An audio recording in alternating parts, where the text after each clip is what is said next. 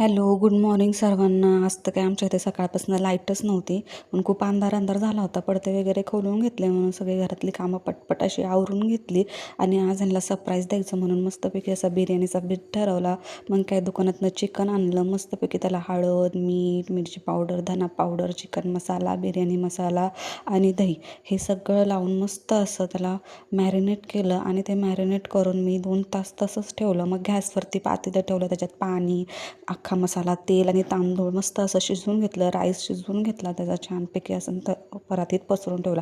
गॅसवरती कढई ठेवली, त्याच्यात कांदा लाल केला, त्यात टोमॅटो टाकला, त्याच्यात हिरवी मिरची, आलं आणि लसणाची पेस्ट टाकली, चिकन टाकलं मॅरिनेट केलेलं आणि मस्तपैकी त्याला असं शिजवून घेतलं. मग एका पातेल्यात बिर्याणीला लेअर लावल्यात, खाली तांदूळ, मग चिकन, थोडीशी कोथिंबीर आणि हीच प्रोसेस मी 3दा केली आणि गॅसवरती तवा ठेवला आणि ते पातेलं गॅसवरती ठेवलं आणि छान असं त्याच्यात झाकण लावून 30 मिनटं मी त्याला शिजवून दिलं आणि मस्त मग अशी गरम गरम बिर्याणी सर्व केली. त्यांना तर माझ्या हातची बिर्याणी खूप जास्त आवडली.